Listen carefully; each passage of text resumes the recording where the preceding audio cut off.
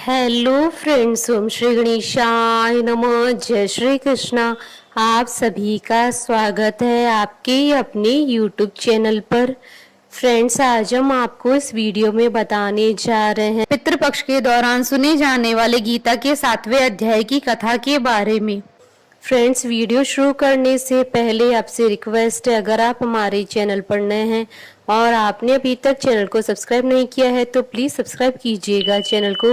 साथ ही प्रेस कीजिएगा bell icon को, जिससे नए वीडियो से रिलेटेड नोटिफिकेशन आपको तुरंत प्राप्त हो सके। और वीडियो पसंद आने पर वीडियो को लाइक और शेयर जरूर कीजिएगा, ताकि सभी भक्तों को इस वीडियो का लाभ प्राप्त हो सके। और कमेंट बॉक्स में जय श्री कृष्णा जरूर लिखिएगा। श्री भगवान बोले, हे पार्थ, अनन्य प्रेम से मुझ में आसक्त चित्त तथा अनन्य भाव से मेरे परायण होकर योग में लगा हुआ तू जिस प्रकार से संपूर्ण विभूति, बल, ऐश्वर्य आदि गुणों से युक्त सबके आत्मरूप मुझको संशय रहित जानेगा, उसको सुन। मैं तेरे लिए इस विज्ञान सहित तत्व ज्ञान को संपूर्णतया कहूँगा, जिसको जानकर संसार में फिर और कुछ भी जानने योग्य शेष नहीं रह जाता। हजारों मनुष्यों में कोई एक मेरी प्राप्ति के लिए यत्न करता है, और उन यत्न करने वाले योगियों में भी कोई एक मेरे परायण होकर मुझको तत्व से अर्थात यथार्थ रूप से जानता है। पृथ्वी, जल, अग्नि, वायु, आकाश, मन, बुद्धि और अहंकार भी इस प्रकार ये 8 प्रकार से विभाजित मेरी प्रकृति है। ये 8 प्रकार के वेदों वाली तो अपरा अर्थात मेरी जड़ प्रकृति है। और हे महाभाव, इससे दूसरी को, जिससे यह संपूर्ण जगत धारण किया जाता है, मेरी जीव रूपा परा अर्थात चेतन प्रकृति जान। हे अर्जुन, तू ऐसा समझ कि संपूर्ण भूत इन दोनों प्रकृतियों से ही उत्पन्न होने वाला है, और मैं संपूर्ण जगत का प्रभव तथा प्रलय हूँ, अर्थात संपूर्ण जगत का मूल कारण हूँ। हे धनंजय, मुझसे भिन्न दूसरा कोई भी परम कारण नहीं है। यह संपूर्ण जगत सूत्र में सूत्र के मणियों के सदृश मुझ में गूंथा हुआ है।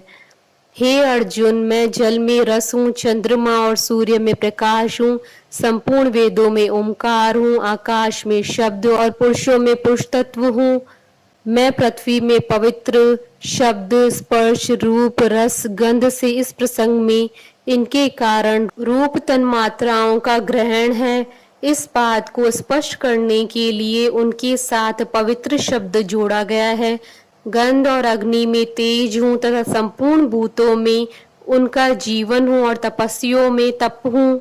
हे अर्जुन, तू संपूर्ण भूतों का सनातन बीज मुझको ही जान। मैं बुद्धिमानों की बुद्धि और तेजस्वियों का तेज हूँ। हे भरत श्रेष्ठ, मैं बलवानों का आसक्ति और कामनाओं से रहित बल अर्थात सामर्थ्य हूँ, और सब भूतों में धर्म के अनुकूल अर्थात शास्त्र के अनुकूल काम हूँ। और भी जो सत्व गुण से उत्पन्न होने वाले भाव हैं और जो रजोगुण से उत्पन्न होने वाले भाव हैं, उन सबको तू मुझसे ही होने वाले हैं ऐसा जान। परंतु वास्तव में गीता के 9वें अध्याय के श्लोक में चौथा पांचवा देखना चाहिए। उनमें मैं और वे मुझ में नहीं है। गुणों के कार्य रूप सात्विक, राजस और तामस, इन तीनों प्रकार के भावों से यह सारा संसार प्राणी समुदाय मोहित हो रहा है। इसलिए इन तीनों गुणों से परे मुझ अविनाशी को नहीं जानता, क्योंकि यह अलौकिक अर्थात अति अद्भुत त्रिगुणमयी मेरी माया बड़ी दुस्तर है। परंतु जो पुरुष केवल मुझको ही निरंतर भजते हैं, वे इस माया को उल्लंघन कर जाते हैं अर्थात संसार से तर जाते हैं। माया द्वारा जिनका ज्ञान हारा जा चुका है, ऐसे आसुर स्वभाव को धारण किए हुए मनुष्यों में नीच दूषित कर्म करने वाले मूढ़ लोग मुझको नहीं बचते। हे भरतवंशियों में श्रेष्ठ अर्जुन, उत्तम कर्म करने वाले अर्थार्थी अर्थात सांसारिक पदार्थों के लिए भजने वाला, आर्त अर्थात संकट निवारण के लिए भजने वाला, जिज्ञासु अर्थात मेरे को यथार्थ रूप से जानने की इच्छा से भजने वाला, और ज्ञानी, ऐसे 4 प्रकार के भक्तजन मुझको बसते हैं। उनमें नित्य मुझ में एक ही भाव से स्थित अनन्य प्रेम भक्ति वाला ज्ञानी भक्त अति उत्तम है, क्योंकि मुझको तत्व से जानने वाले ज्ञानी को मैं अत्यंत प्रिय हूँ और वह ज्ञानी मुझे अत्यंत प्रिय है। ये सभी उदार हैं, परंतु ज्ञानी तो साक्षात मेरा ही स्वरूप है, ऐसा मेरा मत है, क्योंकि वह मंदत मन बुद्धि वाला ज्ञानी भक्त अति उत्तम गति स्वरूप मुझ में ही अच्छी प्रकार से स्थित है। बहुत जन्मों के अंत के जन्म में तत्व ज्ञान को प्राप्त पुरुष सब कुछ वासुदेव ही है। इस प्रकार मुझको बचता है वह महात्मा अत्यंत दुर्लभ है। उन भोगों की कामना द्वारा जिनका ज्ञान हारा जा चुका है, वे लोग अपने स्वभाव से प्रेरित होकर उस नियम को धारण करके अन्य देवताओं को भजते हैं, अर्थात पूजते हैं। जो सकाम भक्त जिस जिस देवता के स्वरूप को श्रद्धा से पूजना चाहता है, उस भक्त की श्रद्धा को मैं उसी देवता के प्रति स्थिर करता हूँ। वह पुरुष उस श्रद्धा से युक्त होकर उस देवता का पूजन करता है और उस देवता से मेरे द्वारा ही विधान किए हुए उन इच्छित भोगों को निसंदेह प्राप्त करता है। परंतु उन अल्प बुद्धि वालों का वह फल नाशवान है तथा वे देवताओं को पूजने वाले देवताओं को प्राप्त होते हैं और मेरे भक्त चाहे जैसे ही भजे, अंत में वे मुझे ही प्राप्त होते हैं। बुद्धिहीन पुरुष मेरे अनुत्तम अविनाशी परम भाव को न जानते हुए मन इंद्रियों से परे मुझ सच्चिद आनंद परमात्मा को मनुष्य की भांति जन्म कर व्यक्ति भाव को प्राप्त हुआ मानते हैं। अपनी योग माया से छिपा हुआ मैं सबके प्रत्यक्ष नहीं होता, इसलिए यह अज्ञानी जन समुदाय मुझ जन्म रहित अविनाशी परमेश्वर को नहीं जानता, अर्थात मुझको जन्मने मरने वाला समझता है। हे अर्जुन, पूर्व में व्यतीत हुए और वर्तमान में स्थित तथा आगे होने वाले सब भूतों को मैं जानता हूँ, परंतु मुझको कोई भी श्रद्धा भक्ति रहित पुरुष नहीं जानता। हे भरतवंशी अर्जुन, संसार में इच्छा और द्वेष से उत्पन्न सुख दुखादि द्वंद्व रूप मोह से संपूर्ण प्राणी अत्यंत अज्ञाता को प्राप्त हो रहे हैं, परंतु निष्काम भाव से श्रेष्ठ कर्मों का आचरण करने वाले जिन पुरुषों का पाप नष्ट हो गया है, वे राग द्वेष जनित द्वंद्व रूप मोह से मुक्त दृढ़ निश्चयी भक्त मुझको सब प्रकार से बचते हैं। जो मेरी शरण होकर जरा और मरण से छूटने के लिए यत्न करते हैं, वे पुरुष उस ब्रह्म को, संपूर्ण आध्यात्म को, संपूर्ण कर्म को जानते हैं। जो पुरुष अधिभूत और अधिदेव सहित तथा अधि यज्ञ सहित अर्थात सबका आत्म रूप मुझे अंतकाल में भी जानते हैं, वे युक्ति चित्त वाले पुरुष मुझे जानते हैं, अर्थात प्राप्त हो जाते हैं। इति श्री गीता का 7वां अध्याय संपूर्ण हुआ। 7वें अध्याय का महात्म प्रारंभ। श्री नारायण जी बोले, हे लक्ष्मी, अब 7वें अध्याय का महात्म सुनई।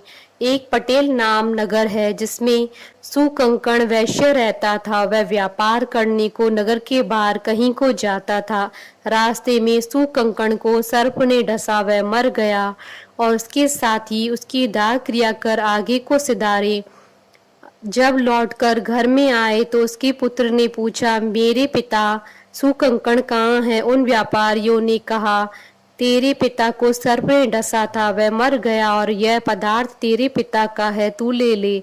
1 करोड़ रुपया दिया और उसकी गति कराने को कहा, क्योंकि वह अवगति मरा था। उस बालक ने अपने घर आकर ब्राह्मणों से पूछा कि सर्प से डसे की गति कैसे करानी चाहिए। पंडितों ने कहा, नारायण बलि करवाओ। उर्द के आटे का पुतला बनाया, चुनिया चढ़ाई, बहुत ब्राह्मण जिमाए, श्रद्धा पिंड पत्तल कराया, बाकी द्रव्य जो रहा चारों भाइयों ने बांटा। एक पुत्र ने कहा, जिस सर्प ने मेरे पिताजी को काटा है मैं उसे मारूंगा। उन व्यापारियों से पूछा, वह ठोर मुझे बताओ जहाँ मेरे पिता सुकंकण मरे हैं। व्यापारियों ने कहा, चल ले चलते हैं। वहां ले जा करके खड़ा किया, देखा तो वहां एक वामी है जिसे कंदलों के साथ खोदने लगा। वह छेद बड़ा हुआ, वहां से एक सर्प निकला। कहा, तू कौन है? मेरा घर क्यों खोदता है? उस बालक ने कहा, मैं सुकंकण का पुत्र हूँ। जिस सर्प ने मेरे पिता को मारा है मैं उसको मारूंगा। तब सर्प ने कहा, हे पुत्र, मैं तेरा पिता हूँ, तू मुझे इस अधम देह से छुड़ा और मुझे मत मार। यह मेरा पूर्व का कर्म था, सो मैंने भोगा। तब पुत्र ने कहा, हे पिता, कोई यत्न बताओ जिससे मेरा उद्धार हो। तब उस सर्प ने कहा, हे पुत्र, किसी गीता पाठी ब्राह्मण को घर में भोजन करवा और उसकी सेवा करके उससे आशीर्वाद ले, मेरा कल्याण होगा। तब उस बालक ने अपने घर और नगर में जितने गीता का पाठ करने वाले थे सबको बुला लिया और गीता जी के 7वें अध्याय का पाठ कराया और उनको भोजन करवाया। तब उन साधु ब्राह्मणों ने आशीर्वाद दिया। तत्काल वह अधम देह से छूटकर देव देही पाकर विमान पर चढ़कर आकाश मार्ग को जाता हुआ अपने पुत्र को धन्य धन्य करता हुआ वैकुंठ धाम को प्राप्त हुआ। इति श्री गीता के 7वें अध्याय का महात्म समाप्त। बोलिए भगवान विष्णु जी की जय, भगवान श्री कृष्ण जी की जय। हमारे साथ इस वीडियो में अंत तक बने रहने के लिए आपका धन्यवाद। ओम श्री गणेशाय नमः। जय श्री कृष्णा।